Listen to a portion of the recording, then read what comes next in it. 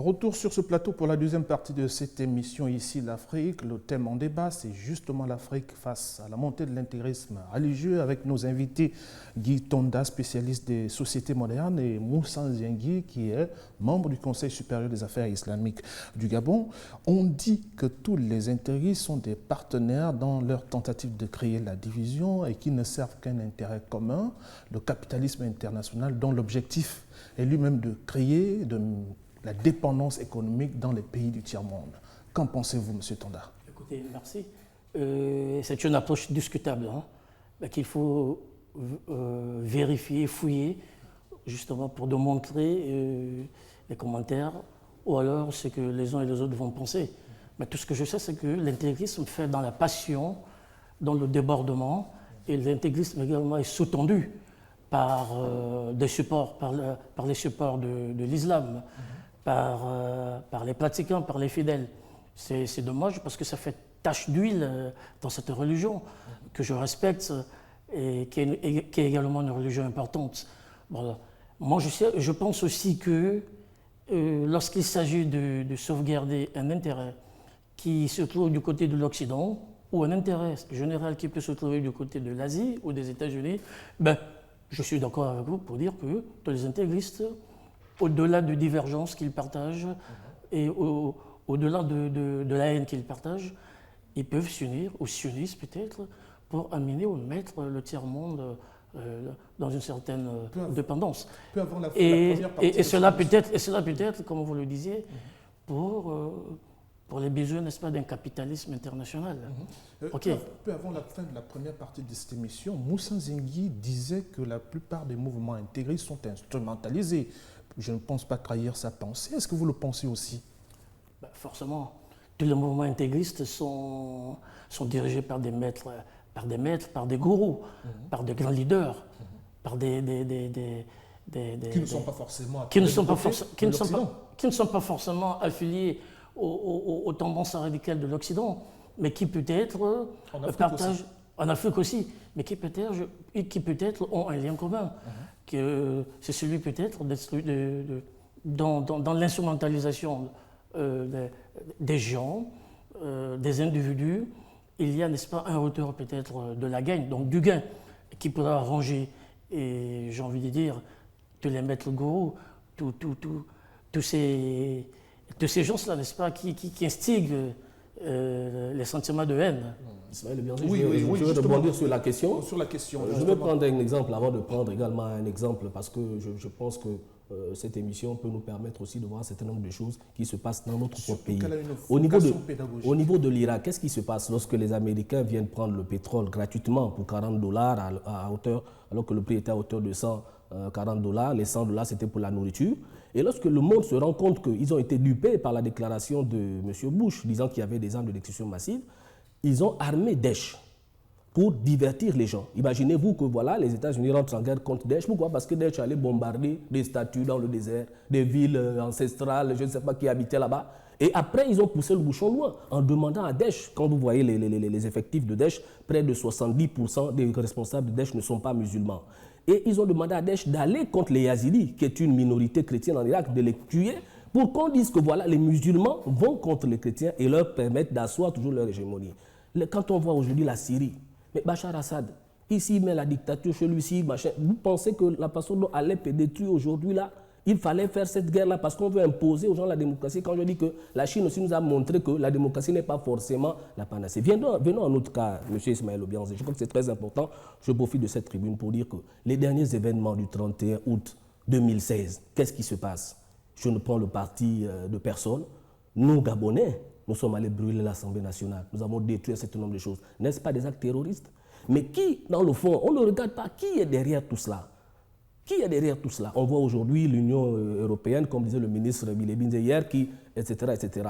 Mais demain, la résolution qui devait être votée au Kenya, vous savez de quoi elle est constituée? C'était de faire en sorte que les avoirs des membres donc, de l'administration gabonaise, on va dire peut-être que, bon, je ne dis pas que je cautionne ce qui a été fait, mais prenons le cas du président de la République, Ali Bongo Ondimba, qui, aujourd'hui, au niveau de la France, avec les avoirs que son père a laissés, il décide comme ça de commencer à donner des immeubles pour le gouvernement gabonais. Et c'est un processus qui veut aller petit à petit. à mener des réformes. Aujourd'hui, moi j'ai fait Bamako, j'ai fait Abidjan, j'ai fait Dakar, Ismaël Obianzé.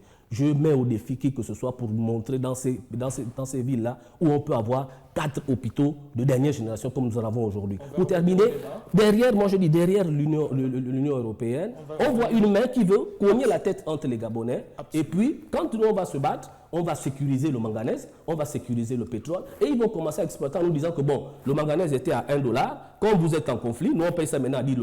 Le gouvernement serait devant le fait accompli. Alors on va accepter. On revient donc au débat. Quel est le vrai visage de l'islam aujourd'hui à travers le continent? Parce que tous ceux qui agissent en posant des bombes disent agir au nom de Dieu, au nom d'Allah. Je voulais déjà parler d'un fait. Monsieur Ismaël Obianzé, au niveau du Moyen-Orient, le chrétien appelle Dieu Allah. Le chrétien appelle, pour dire Dieu est grand, dit Allah Akbar. Et c'est la même chose pour le musulman, c'est la même chose pour le yazidi, il parle l'arabe. Très important de le dire. Lorsque quelqu'un va, Charlie Hebdo, je ne sais pas, Nice, etc., déposer une bombe, c'est toujours, ils doivent mettre ça en avant, Allah Akbar. Mais qu'est-ce qui nous prouve que c'est un musulman qui a dit Allah Akbar? Comme quoi, il ne suffit pas seulement de dire Allahu Akbar pour être musulman. Maintenant aussi pour dire les vraies causes de l'intégrisme religieux, M. Ismaël Obianzé, même nous, si on nous met dos au mur pour défendre notre pays, on est prêt à tout. Et si on ne regarde pas ces causes-là, les Africains qui marchent aux Champs-Élysées, etc., on devait commencer à dire aux Occidentaux de laisser nos matières premières. J'étais en séminaire au Koweït. C'est un Algérien qui me dit que M. Moussa Nzengi, comment avec l'euro, 1 euro égale à 655 francs CFA, vous allez pouvoir vous développer. Il dit, mais c'est une utopie. Ce n'est pas possible, M. Tonda. Votre réaction à la suite de ce que nous venons de dire, tous ceux qui agissent aujourd'hui à travers le monde disent agir au nom de l'islam et disent agir au nom d'Allah. Il faut de choses revenir. Je veux rebondir pour dire que l'intégrisme religieux est d'abord une affaire qui concerne toutes les religions du monde. Tout à fait, merci. Bon, alors, à partir de là, je reviens pour dire que dans les années 80, avec le nouveau intégrisme, avec l'intégrisme d'un nouveau genre, on se rend compte que finalement, le gros justement des acteurs, de poseurs de bombes, viennent de l'islam. Et à partir de là, l'islam devient une religion qui est indexée et taxée. Mais en vérité, il y a tache d'huile.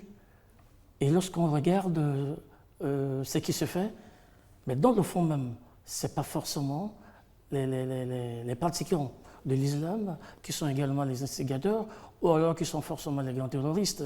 Aujourd'hui, vous avez quelqu'un, peut-être pour des raisons personnelles ou des raisons de salir une religion, mais avant de poser un acte terroriste, il s'identifie en musulman.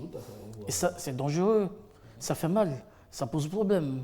Et du coup, on pense tout de suite que c'est la religion qui incite ou alors qui est derrière tout ça. Mais non, c'est pas ça, c'est plutôt les gens.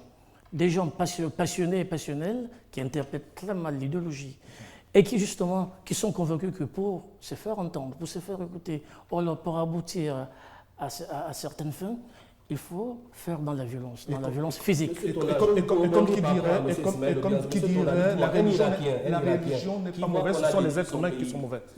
Vous voulez qu'il réagisse comment, M. Tonda? Voilà, justement, plusieurs pays. Qui voit qu'on a détruit son pays à cause du pétrole? Comment vous voulez qu'un Irakien qui peut aller en Occident, comment voulez-vous qu'il réagisse, M. Tonda? Il est difficile déjà. Certainement réaction extrémiste. Nous allons tout de suite partir au Mali parce que plusieurs pays africains comme la Somalie, le Kenya ou le Mali vivent actuellement au rythme des attentats. Nous avons en direct de Bamako Alexis Calambri de la rédaction des Échos. Bonjour Alexis. Bonjour. Alors qui sont ces fous de Dieu qui opèrent depuis plus de 4 ans déjà au Nord Mali? En fait, depuis longtemps, ça date de plus de 4 ans, mais c'est vraiment il y a 4 ans qu'ils ont pu se sédentariser, avoir un territoire, avoir un sanctuaire et tenter de s'étendre dans la sous-région. Donc concrètement, ils ne revendiquent qu'un État islamique, que l'application de la loi islamique qui est la charia. Donc ils ne vont pas au-delà que le pays soit déclaré république islamique, que la charia s'applique. Alors, la solution aux revendications de ces groupes armés est-elle envisageable, est-elle possible à votre avis? Alors, si vous avez vu la crise au Mali, vous aviez 2 composantes. Vous aviez les irrédentistes qui ont commencé, mais qui ont été eux-mêmes débordés par les islamistes. Donc, avec les irrédentistes, ceux qui revendiquaient un territoire, il y a eu ce qu'on appelait les accords issus du processus d'Alger. Maintenant, avec le reste, il a été demandé que ceux qui sont dans des Maliens entrent dans le processus, c'est-à-dire qui renoncent à ce que le Mali ne soit pas un État laïque et qu'ils entrent dans les rangs. Bien entendu, c'est compliqué pour plusieurs raisons. La moitié et les têtes pensantes ne sont pas des Maliens. Ensuite, le mouvement est international, en ce sens que même les Katiba, les groupes combattantes qui sont au Mali, sont affiliés à des mouvements, affiliés donc financés et pensés ailleurs qu'ici. Finalement, ceux qui sont là ne sont pas ceux qui décident, donc ça complique les choses. Merci Alexis Kalambri en direct de Bamako, Mali. Merci. Alors comment vous comprenez donc cette partition du Mali qui est en gestation depuis plus de 4 ans du fait des groupes islamistes? Je maintiens ma position, Ismaël Obianzé. On a vu que ces mouvements au Mali ont commencé à prendre de l'ampleur après la déstabilisation de la Libye. Kadhafi, avec les moyens qu'il avait, voulait d'abord aider ses frères africains et gérer un certain nombre de choses où vraiment on a vu quelques attentats, mais le problème que le Mali connaît aujourd'hui ne devait pas exister si Muammar el-Kadhafi était au pouvoir. Mais ceux qui veulent prendre nos richesses sont jugés autrement. Et aujourd'hui, c'est encore les Libyens, etc., qu'on qualifie de terroristes. Donc, Ismaël, tant qu'on ne règle pas ce problème, que les Blancs ne se disent pas, que les Blancs se disent que nous sommes leurs frères dans l'humanité. La planète Terre a beaucoup de richesses et tout le monde peut en profiter. Nous, pour nous développer, on a besoin, imaginez-vous que la Côte d'Ivoire pour son cacao, mais les planteurs, c'est les planteurs qui doivent fixer le prix. Ce n'est pas les Occidentaux qui doivent fixer le prix du cacao. Et nous, les Africains, comme on est mangés, comme on dit, vraiment on est sérieusement mangés jusqu'à, on accepte, mais on va accepter ça jusqu'à quand? Le président Ali Bongo Ondimba a entamé des réformes, l'interdiction de l'importation des grumes, le ferro-manganèse au niveau de qu'on commence pour avoir une plus-value. Tout cela, ça n'arrange pas certaines personnes qui vont passer. Si nous, Gabonais, on ne voit pas réellement le danger là où il se trouve, on va finir par, je ne sais pas, peut-être arriver au pire, et après, on va se rendre compte qu'on va continuer à prendre nos matières premières sans pour autant encore... Donc, si les Blancs continuent à instrumentaliser les groupes djihadistes par rapport à leurs ambitions d'avoir l'hégémonie sur, comme vous disiez, sur le tiers-monde, mais on ne sera jamais sorti de l'auberge. Monsieur Tonda, on voit bien que les motivations des groupes armés, de ces bandits armés, varient d'une région à une autre. Oui, ça va, M. Ismaël, mais je veux rebondir sur le fait de tout à l'heure, le cas du Mali. J'ai entendu l'interlocuteur parler de la charia. Alors, ça veut dire que dans cette histoire de Mali, il y a encore des intégristes frappés, marqués par la nostalgie. Donc, ces partisans qui veulent justement instaurer les sociétés imprimées avec le modèle, n'est-ce pas, des textes sacrés ou des textes religieux.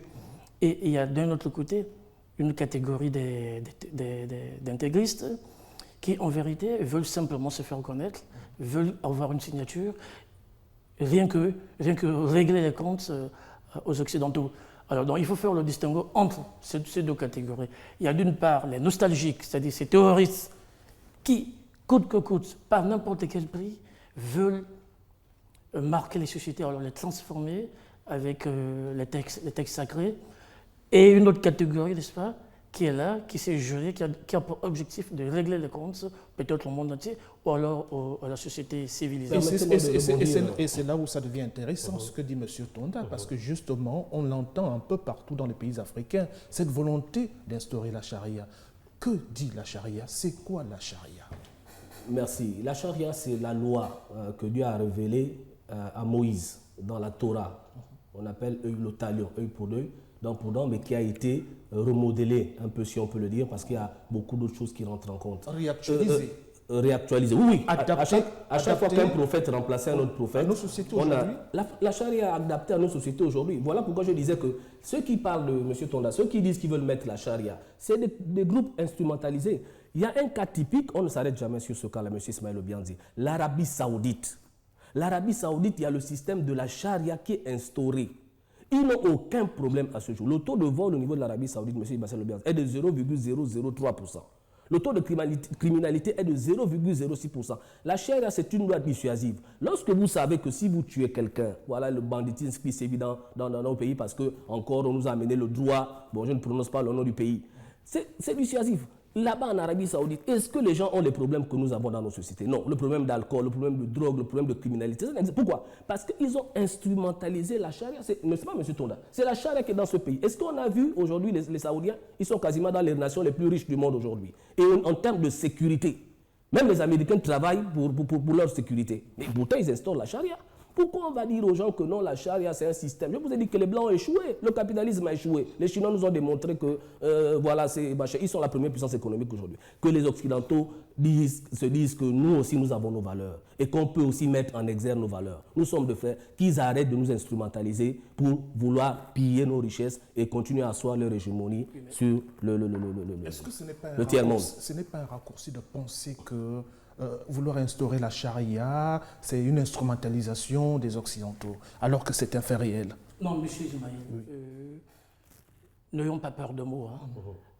L'instauration de la charia, ou alors créer les sociétés à l'image, au modèle religieux, avec tout ce que ça implique, n'est pas forcément une mauvaise chose en soi.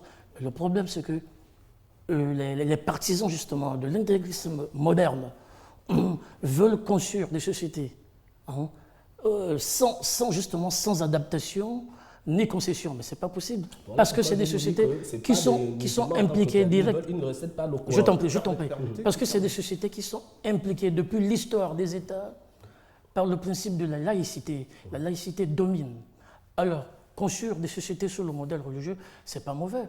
Encore, je voudrais rappeler que dans nos sociétés, les sociétés humaines, nous avons intégré en nous ce que j'appelle les phénomènes positifs et les phénomènes négatifs. Ces deux phénomènes vont de pair. Et ces deux choses, n'est-ce pas, qui font partie de l'ADN de toutes les sociétés.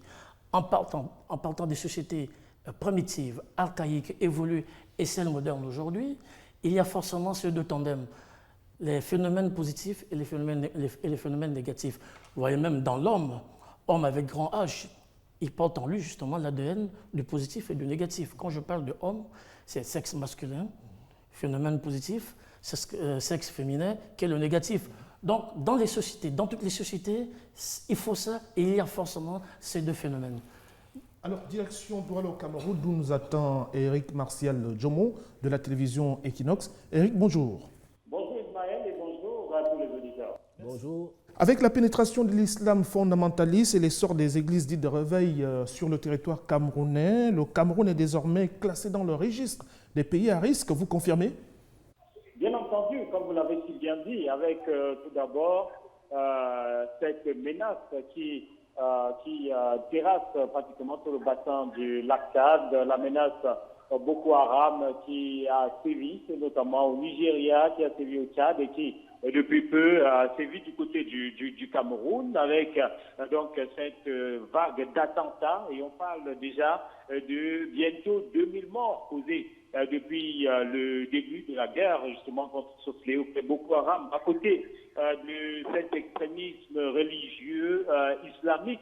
On va noter que de plus en plus on observe que même chez les chrétiens et dans les principales villes camerounaises, notamment Douala et Yaoundé, il y a cette autre forme d'extrémisme qui est matérialisée par les églises réveillées. Voilà, c'est des formes de plus en plus virulentes dans les prédications, de plus en plus virulentes même dans la façon de faire, la façon de se comporter. Et donc, clairement, que le Cameroun aujourd'hui est un gros foyer qui de plus en plus vit l'extrémisme religieux sur toutes ces formes. Alors, mais au-delà des menaces, Eric, sait-on réellement ce que ces groupes armés revendiquent? Bon, dans le cadre de cette trame, vous savez bien que dans sa dénomination même, dans la nomenclature de sa dénomination, Boko Haram signifie la lutte contre l'Occident. Donc, au début, il était question pour les adeptes de cette secte de combattre l'enseignement occidental, de combattre les idéaux occidentaux, de combattre d'une façon ou d'une autre les produits occidentaux, mais on voit bien que d'une façon ou d'une autre, ce combat a pris une autre tournure, puisque de plus en plus, au Cameroun, des mosquées frappées par milices islamiques, on a vu des églises frappées par ces extrémistes, les extrémistes finalement, voilà, des autres se poser des questions, puisqu'ils attaquent à la fois les musulmans et les chrétiens. Donc, aujourd'hui, parler de véritables revendications, c'est trop dire. Ils ont envie d'exister, ils ont envie de faire régner la terreur par tous les moyens. Et c'est là le véritable motif de ces derniers, qui aussi, de plus en plus, comme tu as observé du côté de l'Orient, tiennent à mettre sur pied un État islamique africain. Voilà, voilà quelques-unes des motivations et quelques éléments du procédé de ces extrémistes. Éric Djomo, en direct de Douala au Cameroun. Merci Éric. C'est moi qui vous dis merci et salut au Gabon. Merci. On revient donc sur ce plateau avec nos invités. Croyez-vous encore aujourd'hui à une interprétation éclairée de ces croyances révélées qui produisent des intégristes? Est-ce que c'est encore possible? Il faut déjà dire que ne faisons pas dans la confusion. Les religions réveillées, les croyances qui animent la vie spirituelle font leur rôle, jouent leur rôle. Sauf qu'au-delà justement de cette réalité, il y a des groupuscules, il y a des individus qui se détachent, peut-être pour des objectifs personnels, ou seuls eux-mêmes peuvent expliquer, essaient de créer la terreur dans le monde. Encore que, si on prend le cas du Cameroun et du Mali, moi je vois dans ces deux situations simplement qu'il y a, n'est-ce pas, un malin plaisir chez certains terroristes de vouloir faire de verser dans le terrorisme héroïsme. C'est-à-dire, on tue des gens, on pose des dégâts, et puis on devient des grands noms, on parle de nous dans l'histoire. On devient des héros. Il y a également, à côté de ça, des terroristes qui posent des actes pour des raisons de revendication. Même si ces revendications ne sont pas toujours fondées. Alors, il y a cette façon de faire le terrorisme. Et je constate également aussi qu'il y a... Donc, il y a une ligne de démarcation claire entre des revendications purement religieuses et des revendications politiques. Politiques, exactement. Voilà. Et aujourd'hui, amalgame. Voilà, justement. Comme je disais, Ismaël Obianze, comme on dit, avant de balayer devant la porte de l'autre, il faut aussi balayer devant la nôtre. Et je reviens encore dans le cas de notre pays, le Gabon. En 2015, certains partis appelaient le président à un dialogue inclusif. Le président n'a jamais refusé ce dialogue. Qu'est-ce qui s'est passé? Il a dit qu'il ne pouvait pas dialoguer avec des gens qu'il ne reconnaissait pas comme président de la République. Voilà le problème qu'il y avait. Il n'a jamais refusé. Mais c'est les gens en face qui ne voulaient pas le... Aujourd'hui, il appelle au dialogue. On doit donc tous voir les intérêts du Gabon pour ne pas tomber dans les mêmes erreurs. La Centrafrique est à côté, le Nigeria, le Cameroun. Ne tombons pas dans ces erreurs. Pour preuve, lorsqu'il y a eu ces événements du côté de Bitam, certains se sont dit, voilà, il faut aller brûler la mosquée. Qu'est-ce que la mosquée a eu à voir dans un truc des élections? Parce qu'on est instrumentalisé par des gens qui nous disent que non, il faut faire comme ci, il faut faire comme ça. Aujourd'hui, le président appelle au dialogue. Vraiment, si les uns et les autres veulent la paix et la sérénité dans le pays... Finalement, c'est le leader religieux qui ne se mêle pas de la politique ou bien on peut dire les deux. Le leader religieux, c'est un leader d'opinion qui, lorsque j'ai vu pendant ces événements, on a tendu le micro aux hommes. Il va falloir, même comme je le disais dans ces interventions, que le religieux aussi se mette devant pour dire aux gens la paix, la paix, la paix. Nous sommes frères, nous n'avons pas intérêt. Qui ne vous dit pas que lors des assises sociales demandées par le président, il va dire que voilà, c'est maintenant élection à deux mandats, deux tours, etc. etc. Et lui-même, je crois qu'au niveau de l'islam aussi, il y a un problème d'interprétation des textes qui s'opposent. Tout à fait. Tout le monde n'a pas le même niveau de compréhension des choses. C'est là où les Occidentaux profitent, M. Ismaël Obianze. Quand je ne connais pas les textes du Coran, qui me disent que je ne dois pas attenter à la vie de mon frère. Le Coran est clair, la Bible est claire. Tous les livres religieux, les livres révélés sont clairs. Quand on ne maîtrise pas, je vous ai expliqué terre à terre ce qui se passe. On va vous donner de l'argent, on va vous dire, ah, Moussa veut vous maintenant, il est... Et l'homme a son ego. Et c'est comme ça qu'on instrumentalise les groupes. Quand on parle de la charia au niveau du Mali, mais regarde comment ces gars-là se comportent. Oh, parce qu'ils ont attrapé un voleur, on va le tuer, parce qu'on a pris une femme. L'islam dit, pour accuser une femme d'adultère, même vous, son mari, il va falloir que vous voyez l'acte en train de se produire, comme on dit, le mortier dans le pilon, et à ça, vous devez ajouter 4 témoins, M. Ismaël Obianze. Dans quelle période c'est possible? 4 témoins qui voient. Voilà. La charia, c'est du service. Et comme je vous le dis, on nous trompe pour rien. L'Arabie Saoudite est un modèle de sécurité aujourd'hui dans le monde. Est-ce que ce problème d'interprétation se pose aussi dans d'autres religions au-delà de l'islam? Ah, mais si. Et justement, s'il y a eu toujours depuis l'histoire des religions, des églises, des guerres, des malentendus. Les FARC. Voilà, des guerres, des malentendus. C'est justement parce que... En Europe aussi, il y avait la Finlande qui basculait dans le terrorisme. Excusez-moi. C'est justement parce qu'il y a eu bon nombre de gens qui ont très mal interprété les textes religieux. Et ça a entraîné quoi? Des conséquences lourdissimes, des conséquences graves. Alors, il y a un autre débat. Le débat, c'est qu'il faudra qu'aujourd'hui, les maîtres spirituels, les représentants des églises, des religions, essayent d'amener les fidèles à la bonne interprétation, justement, des textes religieux, pour éviter les désordres et ce qu'on est en train de vivre actuellement. Merci à vous deux d'avoir accepté notre invitation. Ici se referme ce numéro d'Ici l'Afrique. On se retrouve la semaine prochaine autour d'un autre thème. Restez en compagnie des programmes de Gabon 24 qui sont les meilleurs de la place.